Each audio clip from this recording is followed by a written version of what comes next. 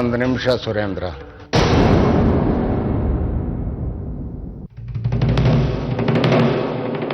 ಎಲ್ಲರೂ ಈಗಲೇ ಕೇಳಿಸ್ಕೊಂಬಿಡಿ. ಇನ್ನು ಮುಂದೆ ಇವ್ರು ಮಾಡಿದ ಅಡಿಗೆ ಒಂದು ಅಗಳು ನಾನು ಊಟ ಮಾಡೋಲ್ಲ. ನಾನು ಮಾಡೋ ಊಟ ತಿಂಡಿ ವ್ಯವಸ್ಥೆ ಎಲ್ಲ ನಿನಗೆ ಬಿಟ್ಟಿದ್ದು ಸುರೇಂದ್ರ.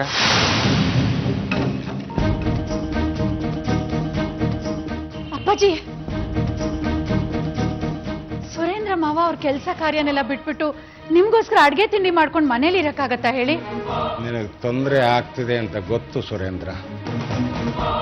ಬೇಕಿದ್ರೆ ನನ್ನ ತಿಂಡಿ ಊಟದ ವ್ಯವಸ್ಥೆನ ಬೇರೆ ಕಡೆಯಿಂದ ಮಾಡಿಬಿಡು.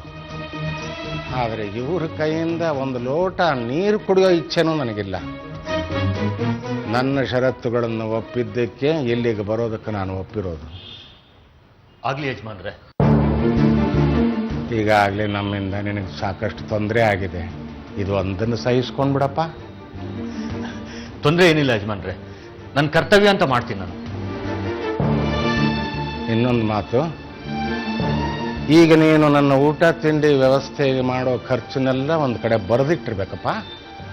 ನಾನು ಮುಂದೆ ಅರಮನೆ ಇತಿಹಾಸ ಬರೆದು ಅದು ಪ್ರಕಟವಾದಾಗ ಅದರಿಂದ ಬರೋ ದುಡ್ಡಿಂದ ನಿನ್ನ ಖರ್ಚಿನ ಲೆಕ್ಕನೆಲ್ಲ ತೀರಿಸ್ತೀನಿ. ಅದಕ್ಕೂ ನೀನು ಒಪ್ಕೋಬೇಕಪ್ಪ. ಆಗ್ಲಿ ಯಜಮಾನ್ರೆ. ನನ್ನ ಹೆಂಡತಿ ಮಕ್ಕಳಂತೂ ನನ್ನನ್ನು ಅರ್ಥ ಮಾಡ್ಕೊಳ್ಳಿಲ್ಲ. ಯಾವ ಪುಣ್ಯನೋ ಏನೋ ನೀನು ನನ್ನ ಚೆನ್ನಾಗಿ ಅರ್ಥ ಮಾಡಿಕೊಂಡೆ. ನಿನ್ನ ಆಸರೆಯಿಂದಾಗಿ ನಾನು ಇನ್ನೊತ್ತು ಸ್ವಾಭಿಮಾನದಿಂದ ಬದುಕು ಹಾಗಾಗಿದೆ.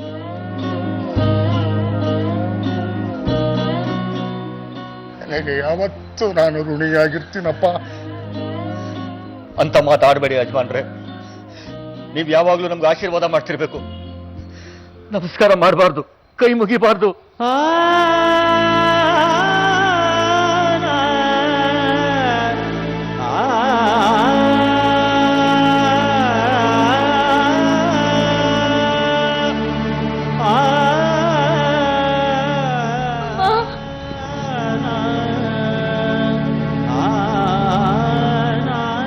ಯಾರು ಅಳಬೇಡಿ, ಅರಸರು ವಾಪಸ್ ಬಂದ್ರಲ್ಲ, ಎಲ್ಲ ಸರಿ ಹೋಗುತ್ತೆ.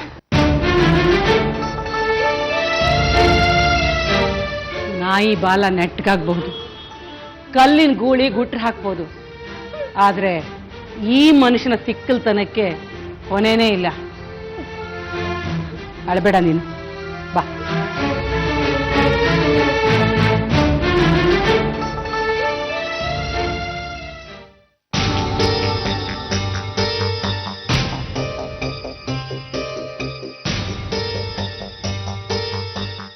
ಪಡ್ಕೋಬೇಕು ಅಲ್ಲ. ನೀವು ನೋಡಿದ್ರೆ ಪತಿಯೇ ಪರಮೇಶ್ವರ ಅಂತ ರಾತ್ರಿ ಎಲ್ಲ ಅವ್ರು ಜ್ಞಾನ ಮಾಡ್ತಿದ್ರಿ, ಆದ್ರೆ ಅರಸರು ದರ್ಬಾರ್ ಸೀನೆ ಶುರು ಮಾಡ್ಬಿಡೋದಾ? ದೇವಸ್ಥಾನದಲ್ಲಿ ದೇವ್ರ ಮುಂದಾದ್ರೂ ನೆಟ್ಟಗಿರೋದು ಬೇಡವಾ? ಅವ್ರಿಗೆ ತೋಚ್ತಾಗಿರ್ಲಿ ಬಿಡು ಶಾರದಾ, ಯಾರ್ ಹೇಗ್ ಬೇಕೋ ಹಾಗಿರೋ ಸ್ವಾತಂತ್ರ್ಯ ಇದೆ ಅಲ್ವಾ? ಗಂಡ ಹೆಂಡತಿ ಜಗಳ ಉಂಡು ಮಲಗೋವರ್ಗು ಅಂತಾರೆ. ನಿಮ್ಮಲ್ಲಿ ಯಾಕೆ ಮುನ್ಸು? ವಿಶಾಲಮ್ನವ್ರೆ, ನೀವೇ ಒಂದ್ ಹೆಜ್ಜೆ ಮುಂದೋಗಿ ತಪ್ಪಾಯ್ತು ಅಂತ ಕೇಳ್ಕೊಂಬಿಡಿಯತೆಗೆ. ಬೆಳಗಾಗಿದ್ರೆ ಅರಸರ ಮುಖ ನೀವು ನೋಡ್ಬೇಕು. ಅಲ್ಲ, ಮುಖ ಕಂಡ ತಕ್ಷಣ ನೀವೊಂದ್ ದಿಕ್ಕು ಅವ್ರೊಂದ್ ದಿಕ್ಕು ಅಂದ್ರೆ ನಮಗೂ ಬೇಜಾರಾಗಲ್ವಾ? ಗಂಡ ಹೆಂಡ್ರ ಜಗಳ ಉಂಡ್ ಮಲ್ಗೋರ್ಗೆ ಅಂತಾರೆ ನಿಜ, ಆದ್ರೆ ಇಲ್ಲಿ ದಿನಕ್ಕೆ 24 ಗಂಟೆ, ವರ್ಷಕ್ಕೆ 365 ದಿವಸವೂ ಜಗಳವೇ. ಹೋಗ್ಲಿ ಬಿಡು ಶಾರದಾ, ಮಾತಿಲ್ದೆ ಇದ್ರೆ ಜಗಳ ಇಲ್ಲ, ಜಗಳ ಇಲ್ದೆ ಇದ್ರೆ ಎಲ್ರಿಗೂ ನೆಮ್ಮದಿ. ಓ, ಹಾಗಾದ್ರೆ ನಮ್ಮ ಯಜಮಾನ್ರಿಗೆ ಅರಸರ ಸೇವೆ ತಪ್ಪಿದ್ದಲ್ಲ. ಇವಳು ಕೆಲ್ಸಕ್ಕೆ ಹೋಗೋದಿಲ್ಲ, ನಮ್ಮ ಯಜಮಾನ್ರು ಸಾಲ ಮಾಡೋಕ್ ತಪ್ಪೋದಿಲ್ಲ. ಪಡ್ಕೋಬೇಕು ನಾನು ಹಣೆ ಬರಕ್ಕೆ. ನಿಮ್ಮನ್ನೇನು ಅಂದಿಲ್ಲಪ್ಪ, ನಾನು ನಮ್ಮ ಅಪ್ಪನಿಗೆ ಹೇಳ್ತಿದ್ದೀನಿ. ಇವ್ರಿಗೆ ಅರಮನೆಯಲ್ಲಿ ದಿವಾನ್ಗಿರಿ ಅಂತ ನನ್ನನ್ನು ಕೊಟ್ಟು ಮದುವೆ ಮಾಡಿದ್ರು. ನನ್ ಮದುವೆ ಆಗೋ ಹೊತ್ತಿಗೆ ಇವ್ರು ಅರಮನೆ ಬಿಟ್ಟು ಬಂದ್ರು. ಬಾಯಿ ಬಿಟ್ಕೊಂಡು ಕೂತಿದ್ದೆ ಅರಮನೆ ನೋಡ್ಬೋದು ಅಂತ. ನಾ ಬಾಯಿ ಬಿಟ್ಕೊಂಡಿದ್ದೆ, ಬಂತು ಭಾಗ್ಯ. ನಿಮ್ಗಳ ಸೇವೆನ ನಾನು ಇಲ್ಲಿ ಮಾಡೋ ಹಾಗಾಯ್ತು. ನಿನ್ ಉದ್ದೇಶ ಏನು ಅಂತ ಸ್ಪಷ್ಟವಾಗಿ ಹೇಳ್ಬಿಡು ಶಾರದಾ. ನೋಡಿ, ನಾನ್ ನಿಮ್ಗೆ ಕೆಟ್ಟವಳಾಗ ಅನ್ಸ್ಬೋದು. ಈ ಗಂಡ ಹೆಂಡತಿ ಬೇರೆ ಬೇರೆ ಆಗಿರೋದು ನನಗೇನೋ ಚೆನ್ನಾಗಿ ಕಾಣಿಸ್ತಿಲ್ಲ. ರಾಜಿ ಆಗ್ಬಿಡಿ ಅಲ್ಲ. ಅಲ್ಲ, ಗಂಡಂದ್ರಿಗೆ ಹೆಂಡತಿರ ಹತ್ರ ಕ್ಷಮೆ ಕೇಳೋದಕ್ಕೆ ಒಂದು ಕಾರಣನೂ ಸಿಗಲ್ಲ. ಆದ್ರೆ ಹೆಂಡತಿರಿಗೆ ಗಂಡದಿರ ಹತ್ರ ಕ್ಷಮೆ ಕೇಳೋದಕ್ಕೆ 100 ಕಾರಣಗಳು ಸಿಗುತ್ತೆ. ನಿಮ್ಮ ಅರಸರಿಗೆ ಕ್ಷಮಿಸ್ಬಿಡಿ ಅಂತ ಕೇಳ್ಕೊಳ್ಳಿ, ನಿಮ್ ಗೌರವ ಏನು ಕಮ್ಮಿ ಆಗಲ್ಲ. ಹೆಂಗಸರು ಯಾವಾಗ್ಲೂ ಗಂಡನ ಪರನೇ ಇರ್ಬೇಕು. ಇಲ್ಲ ಶಾರದಮ್ಮ, ಇನ್ಮೇಲಿಂದ ನಾನೇನಿದ್ರು ನನ್ನ ಮಕ್ಕಳ ಪರ. ನನಗೆ ಅವ್ರ ಭವಿಷ್ಯ ಮುಖ್ಯ.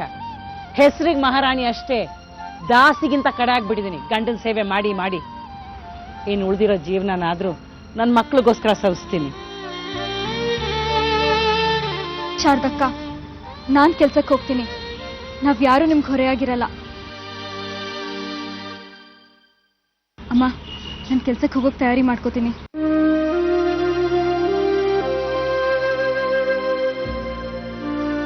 ಶಾರದಾ, ನಾವು ಒಳಗೆ ಕೆಲಸ ನೋಡ್ತೀವಿ. ಪಡ್ಕೋಬೇಕು. ಅಡಿಗೆ ಮನೆನೇ ಹೆಂಗಸರ್ ರಾಜಧಾನಿ ಅಂತ, ಅಲ್ಲಿಂದನೇ ಆಳಕ್ ಶುರು ಮಾಡ್ಬೇಕು ಗಂಡಸರ್ನ. ಅದನ್ನು ಕಿತ್ಕೊಂಡ್ಬಿಟ್ರಲ್ಲ ನಿಮ್ಮ ಅರಸರು. ಅಲ್ಲ, ನೀವ್ ಅಡಿಗೆ ಮಾಡಿದ್ರೆ ಅವ್ರು ತಿನ್ನಲ್ವಂತೆ. ಇನ್ನು ನಮ್ಮ ಯಜಮಾನ್ರು ಶುರು ಮಾಡ್ಬೇಕು ನಳಪಾಕನ. ಇನ್ನು ಏನೇನ್ ವೇಷಗಳನ್ನ ಹಾಕಿಸ್ತಾರೋ ನಮ್ಮ ಯಜಮಾನ್ರ ಕೈನಲ್ಲಿ ನಿಮ್ಮ ಅರಸರು.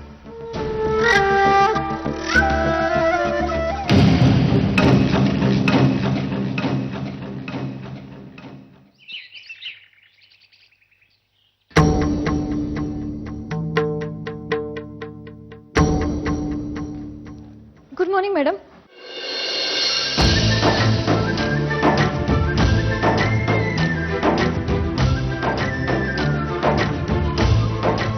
ಭಾವನಾ. ಮೇಡಮ್, ಪದ್ಮನಾಭ, ಇವಳ ಮೇಲ್ಗಡೆ ಆಫೀಸಿಗೆ ಕರ್ಕೊಂಡು ಹೋಗಿ ಅವಳ ಸಂಬಳನೆಲ್ಲ ಸೆಟಲ್ ಮಾಡಿ ಕಳ್ಸು. ಏನ್ ಸೆಟಲ್ ಮಾಡೋದು? ಅವರೇ ಕೊಡ್ಬೇಕಾಗತ್ತೆ, ಅಡ್ವಾನ್ಸ್ ತಗೊಂಡಿದ್ರು. ನಮ್ ದುಡ್ಡು ಅವ್ರ ಹತ್ರ ಇದೆಯಾ? ಹಾಗಾದ್ರೆ ಅದನ್ನ ದಾನ ಕೊಟ್ಟು ಅಂತ ಬಿಟ್ಬಿಡೋಣ. ನೀನ್ ಇನ್ಮೇಲೆ ನಮ್ಮ ಹತ್ರ ಕೆಲಸ ಮಾಡ್ಬೇಡ, ಮನೆಗೆ ಹೋಗು. ಯಾಕೆ ಮೇಡಮ್? ನಿನ್ನಂಥವ್ರು ನನ್ನ ಹತ್ರ ಕೆಲಸ ಮಾಡಿದ್ರೆ ನನಗೆ ಅವಮಾನ. ನಾನೇನ್ ತಪ್ಪು ಮಾಡ್ದೆ ಹೇಳಿ ಮೇಡಮ್, ತಿದ್ಕೋತೀನಿ. ನಿನಗಿಷ್ಟ ಬಂದಾಗ ಬರೋದಕ್ಕೆ, ನಿನಗಿಷ್ಟ ಬಂದಾಗ ಹೋಗೋದಕ್ಕೆ ಇದೇನ್ ಧರ್ಮಛತ್ರ ಅನ್ಕೊಂಡಿದ್ಯಾ? ಹೇಳ್ದೆ ಕೇಳ್ದ ರಜಾ ಹಾಕಿದ್ಯಲ್ಲ, ಯಾರಿಗಾದ್ರೂ ಇನ್ಫಾರ್ಮ್ ಮಾಡ್ಬೇಕು ಅನ್ನೋ ಅಷ್ಟು ಪ್ರಜ್ಞೆ ಬೇಡ ನಿನಗೆ? ನಾನು ಕನಿಕಾ ಮೇಡಮ್ ಫೋನ್ ಮಾಡಿ ತಿಳಿಸ್ದೆ. ಹೌದಾ? ಕನ್ನಿಕಾ, ಅತ್ತೆ, ಇವರೆಲ್ಲ ಹೀಗೇನೆ. ಅವ್ರ ಮೇಲೆ ಇವರು, ಇವ್ರ ಮೇಲೆ ಅವರು ಜೂಟಾಟ ಆಡ್ತಾ ಇರ್ತಾರೆ. ಮಾಮ್, ಆಫೀಸಿಗೆ ಬರಲ್ಲ ಅಂತ ಇವಳು ನಿನಗೆ ಫೋನ್ ಮಾಡಿದ್ಲಾ? ಇವಳು ನನಗ್ ಫೋನ್ ಮಾಡದ? ಇಂಪಾಸಿಬಲ್. ನೀನ್ ಯಾವಾಗ್ಲ ನನಗ್ ಫೋನ್ ಮಾಡಿದ್ದ? ಮೇಡಮ್, ನಾನು ಆಫೀಸ್ ನಂಬರ್ ಫೋನ್ ಮಾಡಿದ್ದೆ, ನೀವೇ ಹೇಳ್ತೀನಿ ಅಂದಿದ್ರಿ. ಮಮ್ಮಿ, ನಾನ್ ಯಾವತ್ತಾದ್ರೂ ಆಫೀಸ್ ಒಳಗಡೆ ಕಾಲಿಟ್ಟಿದ್ದೀನಾ ಅಥವಾ ಆಫೀಸ್ ಫೋನ್ ಅಟೆಂಡ್ ಮಾಡಿದ್ದೀನಾ? ನೋಡ್ರ ಅತ್ತೆ, ಇವಳನ್ನ ಹೀಗೆ ಸುಮ್ನೆ ಬಿಟ್ರೆ ನಮ್ಮ ಮಧ್ಯೆನೇ ಜಗಳ ತಂದಿಡ್ತಾಳೆ. ಮೇಡಮ್, ನಾನು ಫೋನ್ ಮಾಡಿ ಹೇಳ್ದೆ. ಕನ್ನಿಕಾ ಅವ್ರು ಯಾಕೆ ಮಾಡ್ತಾರೋ ಗೊತ್ತಿಲ್ಲ. ಕನಿಕಾ, ನೀನೇ ನಂಗೆ ಅವತ್ತು ಹೇಳಿದ್ಯಲ್ಲ, ಭಾವನಾ ಅವ್ರು ಫೋನ್ ಮಾಡಿದ್ರು, ಬರಕ್ಕಾಗಲ್ಲ ಅಂತ ಹೇಳಿದ್ರು ಅಂತ. ನಾನೇ ಹೇಳಕ್ ಮರ್ತೆ ಮಮ್ಮಿ. ಏನ್ ತಿಳ್ಕೊಂಡಿದ್ದೀರಾ ನೀವೆಲ್ಲ? ಸ್ವಲ್ಪನಾದ್ರೂ ಜವಾಬ್ದಾರಿ ಬೇಡ್ವಾ? ಅಲ್ಲ ಸಂತೋಷ್, ಆಗ್ಲಿಂದ ಹುಡುಗಿಗೆ ಬೈತಾ ಇದೀನಿ, ಮೊದ್ಲೇ ಹೇಳೋದಲ್ವಾ? ಅಲ್ಲ, ಇನ್ಯಾವುದೋ ರಜಕ್ ಅವಳಿಗೆ ಬೈತಾ ಇದೀಯ ಅನ್ಕೊಂಡೆ ಮಮ್ಮಿ, ಸಾರಿ. ಇದೇ ಪದ ನನ್ಗೆ ಇಷ್ಟ ಆಗಲ್ಲ. ಈಗ ನಾನು ಅವಳಿಗೆ ಸಾರಿ ಕೇಳ್ಬೇಕು. ಪರವಾಗಿಲ್ಲ ಬಿಡಿ ಮೇಡಮ್. ನೀನ್ ಹೋಗೋ ಭಾವನಾ, ಇದು ನಮ್ಮಿಂದ ಆಗಿರೋ ತಪ್ಪು. ನೀನ್ ರಜಾ ಹಾಕಿರೋದಕ್ಕೆ ನೀನ್ ಸಂಬಳ ಕಟ್ ಮಾಡಲ್ಲ. ಇದು ನಮಗ್ ನಾವು ಹಾಕೋತಿರೋ ದಂಡ. ಪದ್ಮನಾಭ, ಈ ತಿಂಗಳು ಪೂರ್ತಿ ಸಂಬಳ ಕೊಡು ಅವಳಿಗೆ. ಮೇಡಮ್, ನಂದೊಂದು ರಿಕ್ವೆಸ್ಟ್. ಏನು? ಇನ್ಮೇಲೆ ಆಫೀಸ್ಗೆ ನನ್ಗೆ ಇಂಡಿಯನ್ ಡ್ರೆಸ್ ಹಾಕೊಂಬರಕ್ ಪರ್ಮಿಷನ್ ಕೊಡಿ. ನಂಗೆ ಮಾಡ್ ಡ್ರೆಸ್ ಹಾಕೊಂಡ್ ಕೆಲಸ ಮಾಡಕ್ ಹಿಂಸೆ ಆಗತ್ತೆ. ಓಕೆ. ಸಂತೋಷ್, ಪದ್ಮನಾಭ, 2 ದಿವಸ ಊರಲ್ಲಿರಲ್ಲ, ಕೆಲವು ವಿಷಯ ಡಿಸ್ಕಸ್ ಮಾಡ್ಬೇಕು, ಬನ್ನಿ.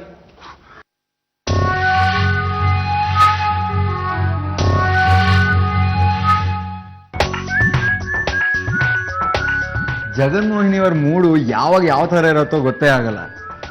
ಒಂಥರ ಮೋಡ ಕವಿದ ವಾತಾವರಣ ಇದ್ದ ಹಾಗೆ. ಧುತ್ ಅಂತ ಮಳೆ ಬರುತ್ತೆ, ಥಟ್ ಅಂತ ಬಿಸಿಲು ಬರುತ್ತೆ. ಥ್ಯಾಂಕ್ಸ್, ನನ್ನ ಮರ್ಯಾದೆ ಉಳಿಸಿದ್ದಕ್ಕೆ. ಅರೆ, ಬರೀ ಥ್ಯಾಂಕ್ಸ್ ಅಲ್ದು ರೀ, ಟ್ರೀಟ್ ಕೊಡಿಸ್ಬೇಕು. ಸಂತೋಷ್, ಬಂದೆ ಮಮ್ಮಿ.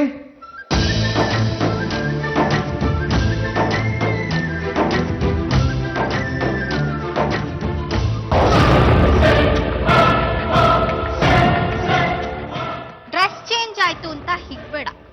ಒಂಥರ ಒಳ್ಳೇದೇ ಆಯ್ತು. ಡ್ರೆಸ್ ಚೇಂಜ್ ಮಾಡ್ಬೇಕು ಅಂತ ನೀನ್ ಅವ್ರಿವ್ರ ರೂಮಿಗೆ ನುಗ್ಗದು ತಪ್ಪು.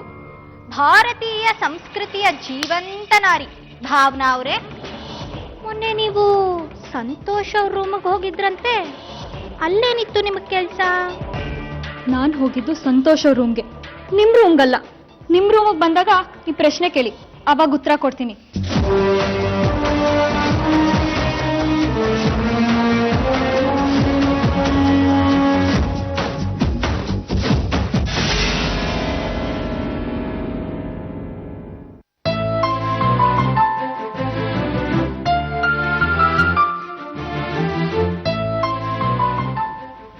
ಅರಸಮನೆತನದ ಆಡಳಿತ ಕೊನೆಗೊಂಡು ಪ್ರಜಾರಾಜ್ಯ ಪ್ರಾರಂಭವಾಯಿತು. ಯಜಮಾನ್ರೆ ಆ, ಊಟ.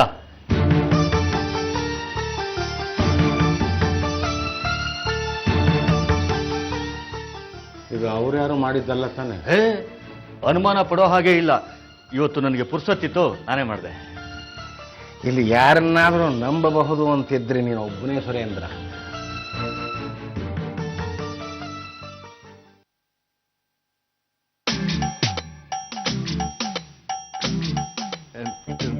ನನ್ನ ಆಣೆ, ನಮ್ಮ ತಾಯಿ ಆಣೆ, ನಾನೇ ಮಾಡಿದ್ದು.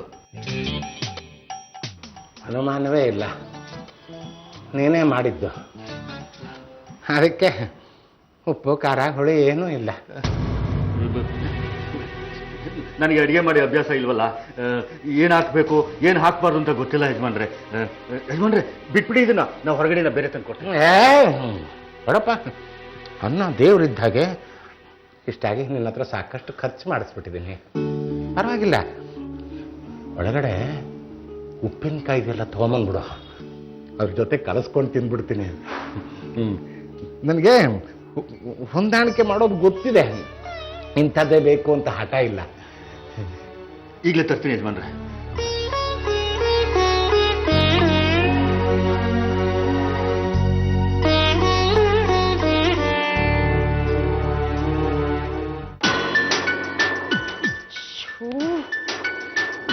ನನ್ನ ಗಂಡ ಹೋದ ಜನ್ಮದಲ್ಲಿ ಸೊಂಡಿಲಿ ಆಗಿದ್ನ ಏನೋ, ಇರೋ ಬರ ಕಸನೆಲ್ಲ ತಂದು ಇಲ್ಲಿ ಮೆಟ್ತಾ ಇದ್ದಾರೆ.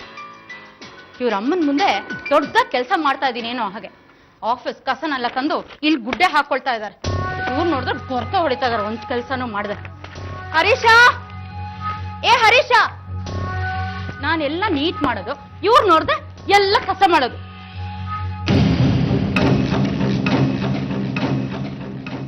ರತ್ನಮಹಲ್ ಡೆವಲಪ್ಮೆಂಟ್ ಪಾರ್ಕ್.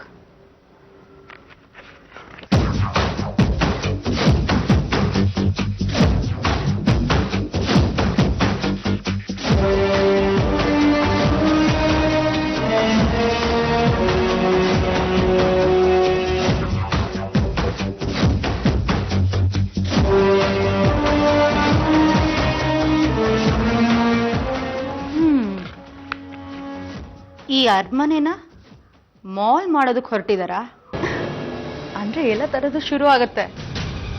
ಪಬ್ಬು, ಡಿಸ್ಕೋ, ಬಾರು, ಶಾಪಿಂಗು. ಹರೀಶ್, ಇದು ಬೆಡ್ರೂಮ್, ಆಫೀಸ್ ಎಲ್ಲ. ಇರೋ ಬರೋ ಫೈಲ್ ಎಲ್ಲ ತಗೊಂಡು ಹೋಗಿ ಆಫೀಸ್ಗೆ ಹಾಕು. ಆಯ್ತು ಅಮ್ಮ.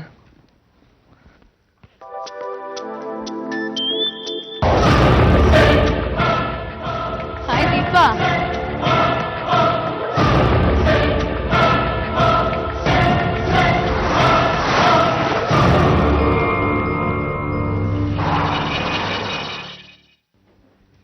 ಏನ್ರಿ ಅದು? ಉಪ್ಪಿನಕಾಯಿ ಶಾರದಾ? ಅದ್ ನನಗ್ ಗೊತ್ತಿದೆ, ಯಾರಿಗೆ ಅಂತ ಕೇಳ್ದೆ. ಯಾರಿಗೆ ಅಂದ್ರೆ ಅರಸರಿಗೆ. ನಿಮ್ ಅರಸರಿಗೆ ಉಪ್ಪಿನಕಾಯಿ ಇಲ್ಲಾಂದ್ರೆ ಅಣ್ಣ ಗಂಟ್ಲಲ್ಲಿ ಇಳಿಯಲ್ವೇನೋ? ಅತಿ ಆಯ್ತು ರೀ ಅವ್ರದ್ದು. ಎಲ್ರಿಗೂ ಹಿಂಸೆ ಕೊಡ್ಬೇಕು ಅಂತಾನೆ ಹುಟ್ಟಿರಾಗಿದೆ ನಿಮ್ಮ ಅರಸರು. ನಿಂದು ಅತಿ ಆಯ್ತು ಶಾರದಾ, ಅವ್ರೇನು ಕೇಳಿಲ್ಲ, ನಾನೇ ತಗೊಂಡು ಹೋಗ್ತಾ ಇದ್ದೀನಿ. ನನಗ್ ಗೊತ್ತಿದೆ ನಿಮ್ ರಾಜಭಕ್ತಿ ಎಂಥದ್ದು ಅಂತ. ಇದು ನನ್ ತವ್ರ ಮನೆಯಿಂದ ತಂದಿರೋದು. ನನ್ ತವ್ರ ಮನೆ ನೆನಪು ಉಳ್ಕೊಂಡಿರೋದು ದುಂದರಿ. ದಿನಕ್ಕೊಂದು ಹೋಳ್ನ ಬಾಯಿಗೆ ಹಾಕೊಂಡ್ರೆ ನನ್ ತವ್ರ ಮನೆ ನೆನಪಾಗುತ್ತೆ. ಅದನ್ನೂ ನನ್ನಿಂದ ಕಿತ್ಕೋಬೇಕು ಅಂದ್ರೆ ತಗೊಂಡೋಗಿ ಬಡಿಸ್ರಿ ನಿಮ್ಮ ಅರಸರಿಗೆ. ಈ ಉಪ್ಪಿನಕಾಯಿ ನಿನ್ ತವ್ರ ಮನೆದಾ? ಆಗ್ಲಿ, ಸಂಜೆ ಇಂಥ ಉಪ್ಪಿನಕಾಯಿನ ಒಂದ್ ದೊಡ್ಡ ಬಾಟಲ್ ತಂದು ಕೊಡ್ತೀನಿ, ಸದ್ಯಕ್ಕೆ ಸುಮ್ನಿರು. ರೀ ರೀ, ಮೊದ್ಲೆಲ್ಲ ಮಾತಲ್ಲಿ ಹಿಂಸೆ ಕೊಡ್ತಿದ್ರು, ಈಗ ಹೀಗ್ ಶುರು ಮಾಡ್ಕೊಂಡಿದ್ದಾರೆ. ಉಪ್ಪನ್ನು ಬಿಡಲ್ಲ, ಉಪ್ಪಿನಕಾಯಿನೂ ಬಿಡಲ್ಲ. ಹೆಂಡತಿ ಮಕ್ಕಳನ್ನ ದೂರ ಮಾಡ್ಕೊಂಡಿದ್ದಾಗಿದೆ. ಈಗ ಉಳಿದಿರೋದು ನಾನು ನೀವಿಬ್ರೇ. ನಮ್ಮನ್ನು ತಿಂದು ತೇಗ್ ಬಿಡಕ್ ಹೇಳಿ ನಿಮ್ಮ ಅರಸರಿಗೆ ಬಡ್ಕೋಬೇಕು.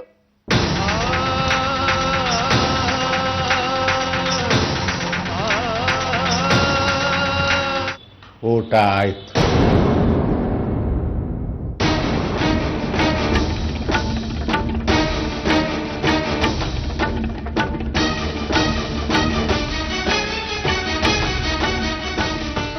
ಇದು ಪೆನ್ಸ್ ಇದೆಲ್ಲ ಎಲ್ಲಿತ್ತು?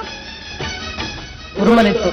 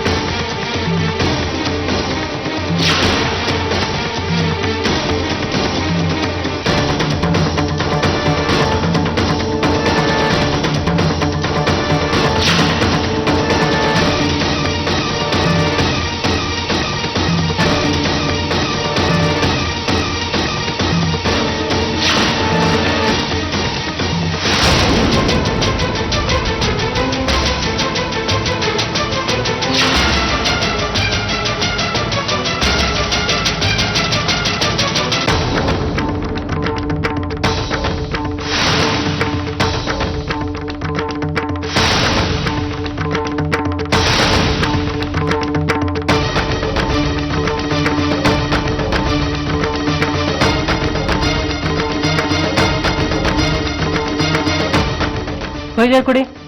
ಯಾಕಪ್ಪ? ನಿಮ್ಮ ಟೇಬಲ್ಗಲ್ವಂತೆ, ಪಕ್ಕ ಟೇಬಲ್ಗಂತೆ.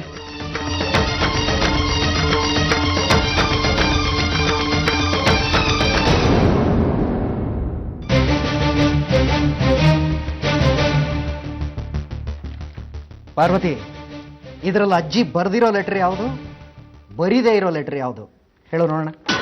ಏನ್ರಿ ಮಾಡ್ತಾ ಇದ್ದೀರಾ ನೀವು? ಒಳ್ಳೆ ನಿಧಿನ್ ಹುಡ್ಕೋ ಬೈರಾಗಿ ತರ ಹಗಲು ರಾತ್ರಿ ಏನಾರು ಮಾಡ್ತಾನೆ ಇರ್ತೀರಲ್ಲ. ಬೈರಾಗಿ ಆದರೂ ಸುಮ್ಮನಾಗ್ಬಿಡ್ಬೋದು ಪಾರ್ವತಿ, ಆದರೆ ಈ ಪದ್ಮನಾಭ ಸುಮ್ಮನೆ ಕೂರೋನಲ್ಲ. ಶಕುನಿ ಹಗಲು ರಾತ್ರಿ ಎಂದೇ ಅಣ್ತಮ್ಮಂದ್ರ ಮೂಳೆನಲ್ಲೇ ಪಗಡೆ ದಾಳ ಮಾಡ್ಕೊಂಡು ಉರುಳಿಸಿದ್ದಕ್ಕೆ ಮಹಾಭಾರತದ ಯುದ್ಧ. ಈ ಲೆಟ್ರ್ ಇಟ್ಕೊಂಡು ನೀವ್ ಯಾವ ಯುದ್ಧ ಮಾಡ್ತಾ ಇದ್ದೀರಾ? ಇದು ಇನ್ನೂ ಶುರು ಕಣೆ ಪಾರ್ವತಿ, ಇನ್ನು ಮಹಾ ಕಾದಂಬರಿ ಶುರು ಆಗಬೇಕು. ರಾಜ್ಯ ಆಳ್ಬೇಕು ಅಂದ್ರೆ, ರಾಜ್ಯ ಗೆಲ್ಲಬೇಕು ಅಂದ್ರೆ ಬರೀ ಯುದ್ಧ ಮಾಡಿದ್ರೆ ಸಾಕಾಗಲ್ಲ. ಸಾಮ, ದಾನ, ಭೇದ, ದಂಡ ಎಲ್ಲ ವಿದ್ಯೆನೂ ಪ್ರಯೋಗಿಸ್ಬೇಕು. ಇನ್ನು ಮುಂದೆ ಇದು ಬರೀ ಅರಮನೆ ಅಲ್ಲ, ಪಿ ಮಾಲ್. ಪಿಪಿ ಮಾಲ ಅಂದ್ರೇನು? Padmanabha and Parvati mall. P mall. ಲೇ, ಇದು ಪದ್ಮನಾಭ ಅಂಡ್ ಪಾರ್ವತಿ ಮಾಲ್ ಆಗಬೇಕು ಅಂದ್ರೆ ಯಾರ್ಯಾರು ಇನ್ವಾಲ್ವ್ ಆಗಿದ್ದಾರೆ ನಿಂಗೆ ಗೊತ್ತಾ?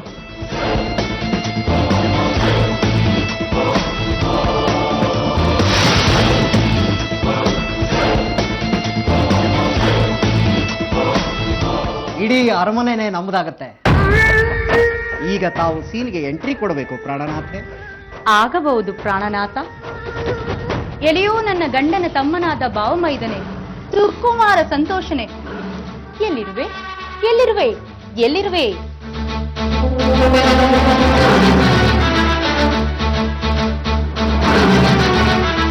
I will be the king.